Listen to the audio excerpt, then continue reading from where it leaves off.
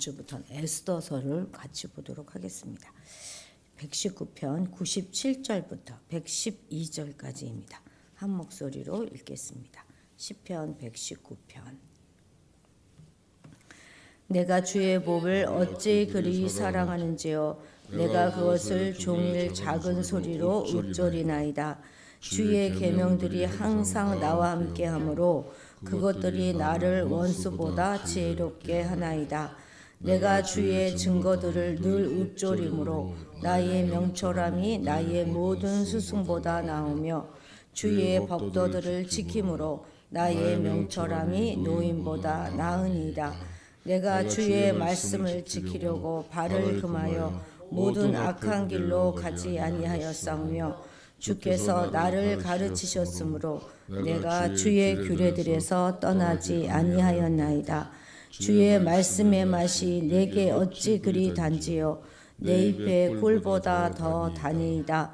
주의 법도들로 말미암아 내가 명철하게 되었으므로 모든 거짓 행위들을 미워하나이다.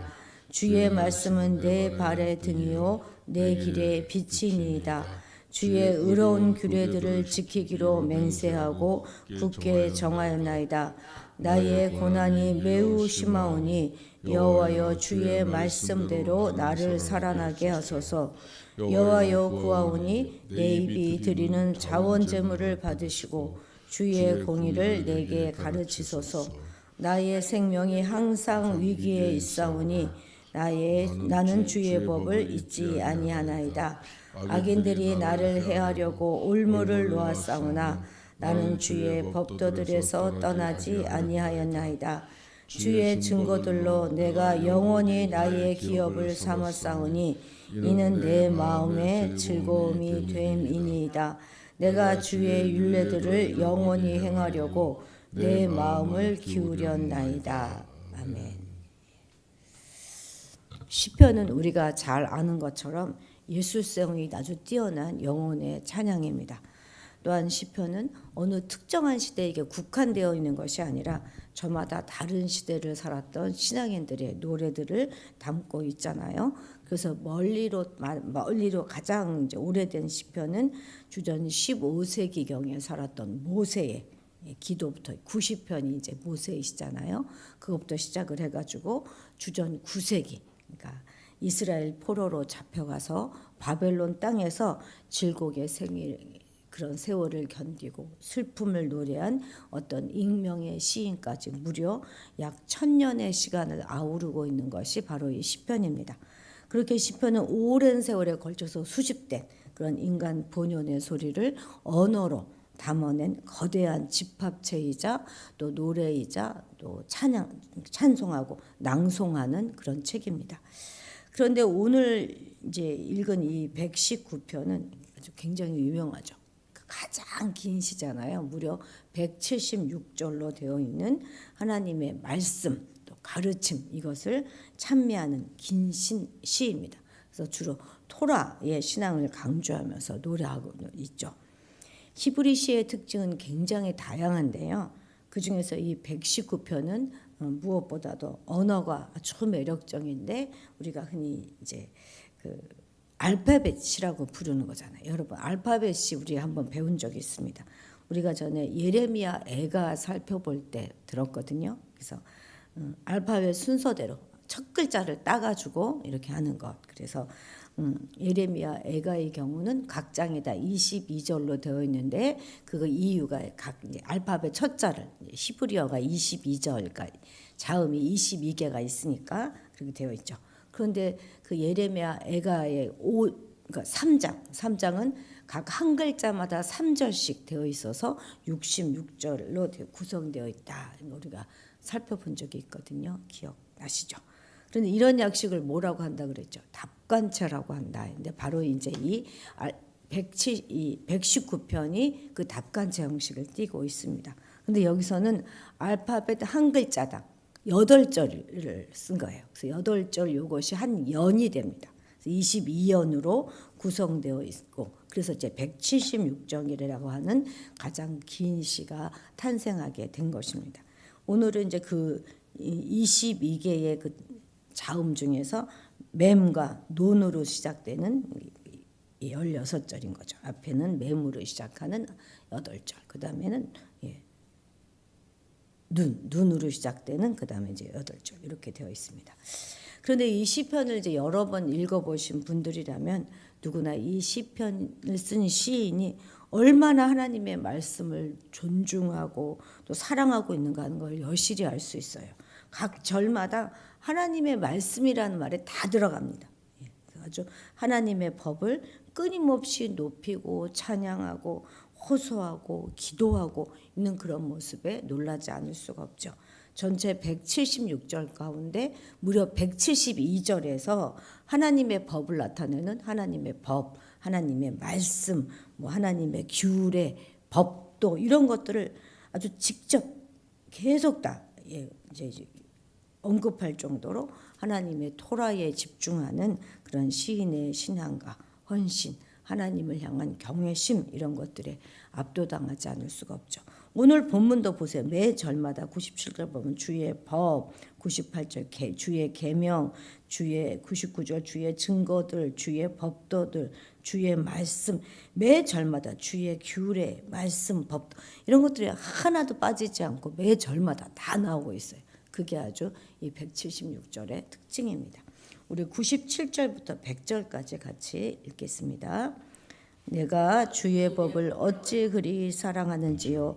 내가 그것을 종일 작은 소리로 읊조리나이다. 주의 계명들이 항상 나와 함께하므로 그것들이 나를 원수보다 지혜롭게 하나이다. 내가 주의 증거들을 늘 읊조림으로 나의 명철함이 나의 모든 스승보다 나으며 주의 법도들을 지킴으로 나의 명철함이 노인보다 나으니이다. 100절까지 읽었습니다. 그 중간에 보면 이렇게 동그라미 표시 있잖아요. 그게 이제 한 글자예요. 알파벳 한자씩 연이 나뉘어지는 부분들입니다. 지금 시인은 하나님의 법을 사랑하고 그것을 종일 묵상함으로 자신의 지혜가 누구보다 원수보다 또 스승보다 또 노인보다 더 낫다 이렇게 고백하고 있습니다. 고대 사회에서 스승들은 주로 노인들이잖아요. 노인은 아주 살아온 그 생활만큼이나 다양한 경험과 그 경험을 바탕으로 해서 통찰력과 높은 이해력 그리고 포용력 이런 것들을 가진 사람들을 말하는 거죠. 그런데 하나님의 법을 사랑하는 것 그것은 바로 그 전통의 힘을 뛰어넘는다 이렇게 고백하고 있는 것입니다. 지금 시인이 말하고 있는 하나님의 법이라고 하는 건 무엇이냐면 시내산에서 받았던 율법, 토라를 말하는 거예요. 그것은 정말 얇은 책 한 권책 분량밖에 되지 않습니다. 그러니까 우리가 오늘 보는 성경은 뭐 신구약 다 있으니까 이거보다 훨씬 더 적은 아주 작은 분량이죠. 그런데 시인은 그런 하나님의 법을 너무나 그러니까 모세오경이거든요. 그것을 너무나 사랑한 나머지 그것을 종일 묵상하였다 이렇게 고백합니다. 그러니까 묵상하면 할수록 사랑하면 사랑할수록 그 안에 예상치 못했던 심오한 진리, 놀라운 은혜의 생수가 날마다 그의 마음을 적시게 되었고 또한 새로운 깨달음을 주었다 이렇게 고백하고 있는 것입니다. 바로 그것이 말씀이 지닌 가치죠. 여기 96절 우리가 읽은 바로 그 앞쪽 96절에도 보니까 내가 보니 모든 완전한 것이 다 끝이 있어도 주의 계명은 심히 넓으니이다. 끝이 없다 이렇게 고백하잖아요. 시인은 심히 넓고 끝이 없는 그 지혜의 말씀으로부터 날마다 지혜를 길어내고자 했던 것이죠. 그래서 그 말씀에 그의 마음을 늘 집중하였습니다. 최고의 현인으로 꼽히는 그 솔로몬도 여호와를 경외하는 것이 지혜의 근본이고 거룩하신 이를 아는 것이 명철이다 이렇게 노래하지 않았습니까? 하나님의 말씀은 아무리 길어도 마르지 않고는 그런 깊고 넓은 지혜의 샘이에요. 말씀을 사랑하고 늘 우리 곁에 둘 때 원수의 간교한 계략을 이길 그런 지혜를 우리가 얻게 되고 모든 거짓 행위를 미워할 그럴 마음이 생기는 것입니다. 하나님께 시선을 고정하고 말씀의 귀를 기울일 때 이 세상을 해석할 수 있는 안목과 또한 소음과 생음을 구별할 수 있는 그런 능력을 갖게 되는 것이죠. 그런데 우리가 이걸 모르나요? 얼마나 많이 이야기를 들었습니까? 이런 것을 다 아는 우리는 이러한 놀라운 말씀을 얼마나 사랑하고 묵상하고 있습니까? 매일 지혜의 원천인 주님의 말씀을 늘 가까이 하면서 그 말씀을 묵상하고 있나요? 그 안에서 마르지 않는 그런 지혜를 길어내고 있습니까? 그리고 그것으로 길어낸 그것으로 살아가고 있습니까? 세상이 우리에게 얼마나 거짓된 많은 메시지를 던져주고 있습니까? 그 가운데 살아가면서 우리는 오직 하나님이 주신 이 말씀을 결코 소홀히 하지 않고 늘 붙잡고 살아가야 하겠습니다. 101절, 102절 두 절 읽겠습니다. 내가 주의 말씀을 지키려고 발을 금하여 모든 악한 길로 가지 아니하였으며 주께서 나를 가르치셨으므로 내가 주의 결례들에서 떠나지 아니하였나이다. 자신은 모든 악한 길로 가지 아니하였다 이렇게 시인 말하고 있잖아요. 그 말은 무슨 뜻입니까? 모든 악한 길. 그러니까 우리를 범죄에 빠뜨리고 그리고 파멸로 몰아넣는 악한 길이 한 길이 아니라는 거예요. 무수히 많다 하는 의미를 지금 전달하고 있는 것입니다. 그러니까 조금만 발을 헛디디면 그냥 파탄에 빠뜨릴 수 있는 그릇된 길이 그의 앞에 널브러져 있었다. 마치 지뢰밭 같은 것이죠. 밟기만 하면 다 터져요. 그러니 어떻게 그가 경계하고 경성하지 않을 수가 있었겠습니까? 그래서 그는 그의 발걸음 하나하나 내딛는 것조차도 경계에 경계를 더하고 있는 것이죠. 오늘 우리가 살아가는 삶 역시 마찬가지 아닙니까? 우리로 범죄케 하고 하나님의 계명을 배반하게 하고 또 하나님을 멀리하게 되는 죄악된 요소들이 정말 우리 주변에 산적해 있습니다. 이런 현실 속에서 우리가 자칫 경성하지 아니하고 영적으로 안이한 태도를 지니고 산다면 우리는 사단이 다 매설해놓은 그 죄의 덫, 유혹의 올무 이런 것에 걸리게 될 것이고 우리의 심령은 범죄로 오염되죠. 그래서 우리의 삶은 방탕함에 빠지고 말 것입니다. 그렇게 되면 자연히 우리는 우리를 축복과 생명 가운데를 인도하는 말씀으로부터 멀어질 수 있는 것이죠. 우리가 얼마나 분주합니까? 말씀에 집중하지 못할 만큼 우리 늘 분주하잖아요. 그렇기 때문에 우리는 경성해야 하는 것입니다. 우는 사자처럼 삼킬 자를 찾아 헤매는 마귀가 온갖 괴계로 우리의 영혼을 노리고 있다 하는 사실을 우리가 잊지 말아야 하겠습니다. 그래서 악은 진짜 모양이라도 버리고 결단코 죄와는 타협하지 말아야 하겠습니다. 우리를 가르치시는 분이 누구라고 해요? 지금 102절에서 주께서 나를 가르치셨어요. 하나님이 나를 가르치셨어요. 그래서 하나님이 가르쳐 주신 그 길과 그 규례를 우리는 결코 떠나지 말아야 하겠습니다. 107절도 같이 읽어볼까요? 나의 고난이 매우 심하오니 여호와여 주의 말씀대로 나를 살아나게 하소서. 아멘. 사람이 아주 극심한 고난에 단져지게 되면 그 소망까지도 쉽사리 포기하는 일이 비일비재합니다. 자포자기하고 이제 나는 끝이다 이렇게 자인하게 되는 것이죠. 그러나 그는 이러한 극심한 고난 속에서 포기하지 않고 자신의 회복을 지금 염원하고 있습니다. 그렇다면 도대체 무엇이 그로 하여금 이처럼 불굴의 의지를 갖고 살게 한 것입니까?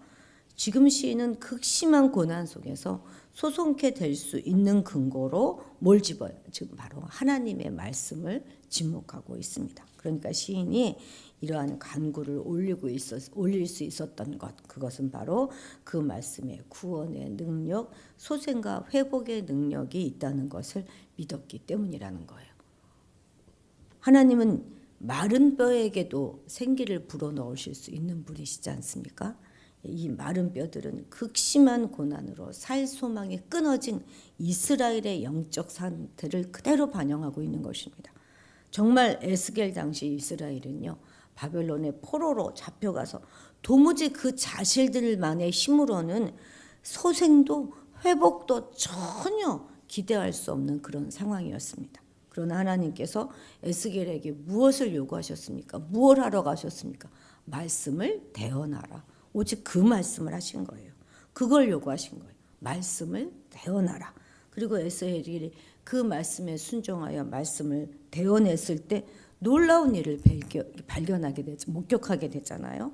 바로 죽었던 뼈들이 서로 움직여가지고 연락하고 거기에 힘줄이 생기고 살이 붙고 가죽이 덮이고 그리고 마침내 생기가 돌아서 사람이 되었습니다. 이 이상이 보여주는 것이 무엇입니까? 우리가 하나님 말씀이 바로 대언되고 선포되고 그 말씀을 확신하고 그 말씀을 의지하고 붙잡는 자들에게는 어떤 건 환난이나 고통이나 또 절망 중에서도 소망을 가질 수 있다 하는 사실을 교훈해 주고 있는 것입니다. 그렇습니다. 여러 가지 고난과 역경 가운데서 헤아릴 수 없을 정도로 참 또 감당조차 할 수 없을 그때 우리가 소망을 잃지 않을 수 있는 것, 그것이 바로 하나님의 능력 있는 말씀이 우리와 함께하고 있기 때문입니다. 그 말씀이 마침내 우리를 살게 할 것입니다. 소생과 회복과 부흥을 꿈꾸게 할 것임을 믿고 그 말씀을 의지하고 붙잡으시게 되길 바랍니다. 108절도 같이 읽어봅시다. 여호와여 구하오니 내 입이 드리는 자원 제물을 받으시고 주의 공의를 내게 가르치소서. 아멘. 여기서 말하는 자원 제물은 하나님께 감사함으로 드리는 제사로 화목제 때 드리는 제사를 말하는 거, 화목제. 그래서 옛날 그 성경에는 개역 한글이죠. 거기는 낙헌제 이렇게 이제 되어 있어서요. 그러니까 이 화목제는 하나님께 무엇인가를 바라고 이제 드리는 그런 제물이 아니라 하나님께서 베푸신 은혜와 축복의 감사함으로 하나님의 성품과 그 거룩하심과 인자하심에 감격하는 마음으로 올려드리는 자원의 제사이고 감사의 제사인 것입니다.